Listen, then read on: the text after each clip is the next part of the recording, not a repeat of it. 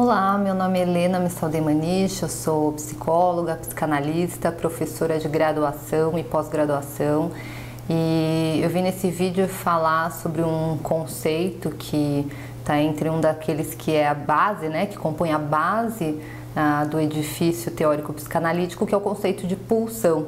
Provavelmente qualquer um que já teve algum contato com a teoria psicanalítica já ouviu falar desse termo e de outros termos associados a ele, o que gera bastante confusão.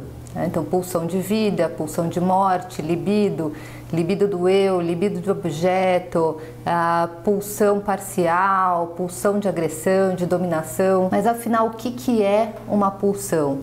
Quantas pulsões existem para Freud? E como que a gente pode tentar organizá-las? É um pouco que a gente vai tentar fazer aqui nesse vídeo. Mas afinal, o que é uma pulsão? O termo original do alemão, Trieb, impulso, foi uma tentativa do Freud em marcar as diferenças da noção de instinto, que, enfim, era a noção na qual as teorias, na época em que ele escrevia os 3 ensaios, se assentavam. Então, uma primeira aproximação dessa noção é comparar com a ideia de instinto, ou seja, o instinto ele pode ser pensado como esse impulso, que faz com que um animal realize de uma forma não consciente certos atos que vão permitir a satisfação das suas necessidades, ou que vão permitir a sua sobrevivência da sua espécie ou da sua prole. Um acasalamento, busca de alimento, a construção de ninhos, fugir de um predador. Mas o que poderia diferenciar a noção de instinto de pulsão? Em primeiro lugar, o instinto ele designa um comportamento que é hereditário, que é estereotipado, padronizado, ele tem um objeto específico, e já a pulsão não. A pulsão ela não implica nem um comportamento pré-formado e nem também um objeto específico. Para Freud, a variação quanto ao objetivo e ao objeto de uma pulsão vai se constituir como um dos pontos centrais da teoria pulsional. Então, para Freud, o aparelho psíquico ele vai receber tanto excitações externas como internas, ou seja, aquelas excitações que chegam de fora do mundo externo e das quais nós podemos fugir, evitar, e também existem aquelas que surgem de dentro, essas excitações das quais nós não temos como fugir. Então a pulsão, as pulsões, elas seriam essas excitações emanadas do interior do corpo. Nesse sentido, ela é meio física, ela tem um aspecto somático que parte do corpo. Além disso, uma pulsão ela não pode ser nem destruída nem inibida. Então, uma vez que ela tenha surgido, ela vai tender de forma imperativa para a satisfação. E é essa pressão constante que constituiria uma exigência de trabalho para o aparelho psíquico.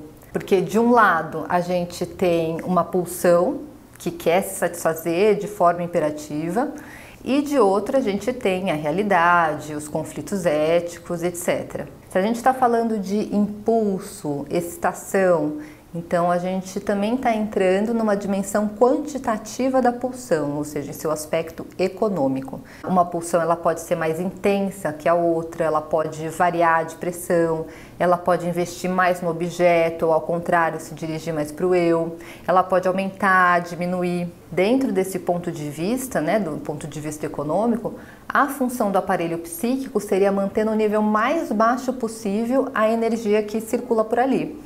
Ou seja, o desprazer, para Freud, seria resultado de um excesso de tensão e o prazer, uma redução dessa tensão. Então, por exemplo, a fome. Quando a gente está com fome, existe um aumento de excitação, isso gera um desconforto. E quando a gente se alimenta, existe uma diminuição dessa excitação e também acompanhada aí de uma sensação de prazer. Agora, daria para medir a pulsão, já que a gente está falando em quantidade de energia? Bom, um autor que partiu da psicanálise e que apostou seriamente nessa possibilidade de a pulsão sexual poder ser quantificada, mensurada, foi o Reich. Ele entendia a energia sexual como algo real, né, para o qual haveria um substrato orgânico podendo ser medida. Mas para Freud a importância do conceito de pulsão é especialmente a importância teórica, ou seja, a ideia de libido ou energia das pulsões sexuais interessa o Freud na medida em que pode explicar o dinamismo do inconsciente. Então é essencialmente um construto teórico. Bom, se a pulsão ela tem um aspecto físico, somático, ela também tem um aspecto psíquico. Uma pulsão, ela nunca pode se tornar objeto da consciência, mas somente a partir dos seus representantes psíquicos, que seriam dois. O representante ideativo, que são basicamente ideias catequizadas, traços de memória e que constitui o conteúdo do inconsciente propriamente dito, e é sobre esse representante que incide o processo de recalcamento. E os afetos, ou emoções, são processos de descargas cujas manifestações finais vão ser percebidas como sentimentos. Os afetos e as ideias de uma pulsão, eles são independentes, então eles podem se separar e vão sofrer destinos e vicissitudes diferentes. Você pode ter um representante ideativo que é recalcado e o afeto a ele, originalmente ligado, se vincular a uma outra ideia.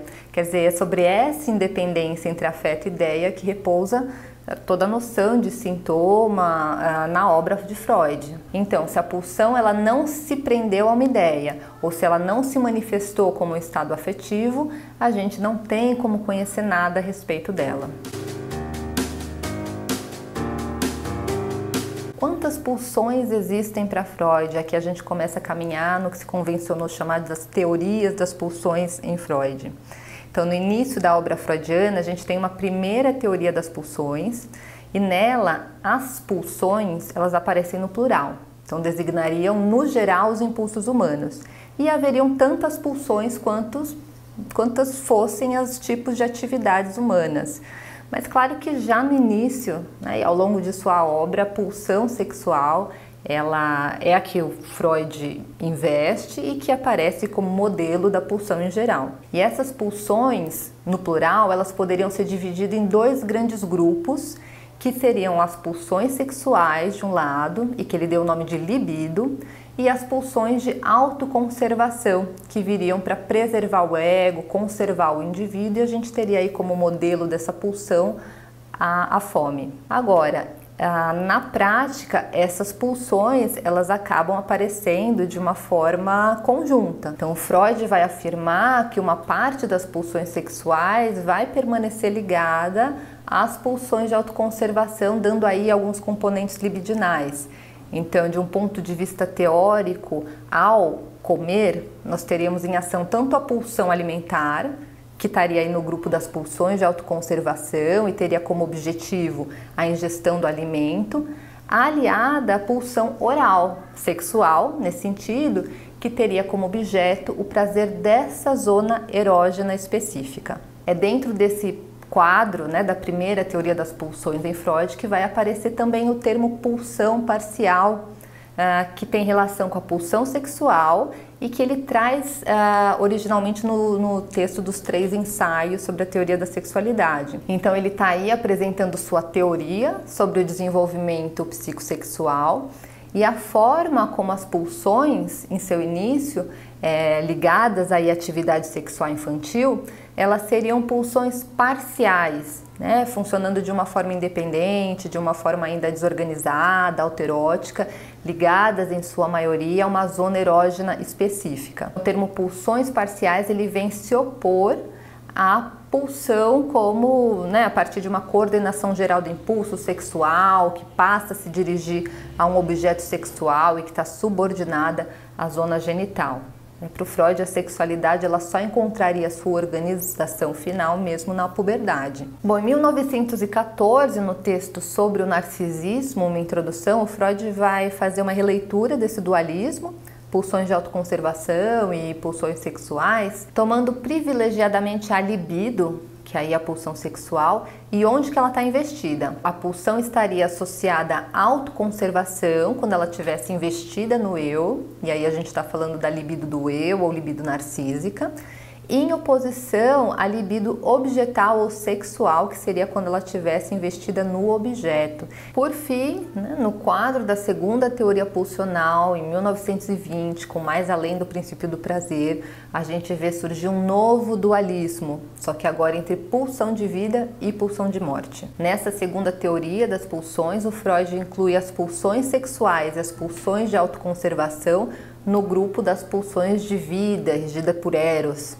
E libido, né, que na primeira teoria designava especificamente a energia da pulsão sexual, passa a ser usada genericamente como equivalente à pulsão de vida. Mas isso não elimina o uso mais restrito que está ligado à especificidade do sexual, né, do termo libido.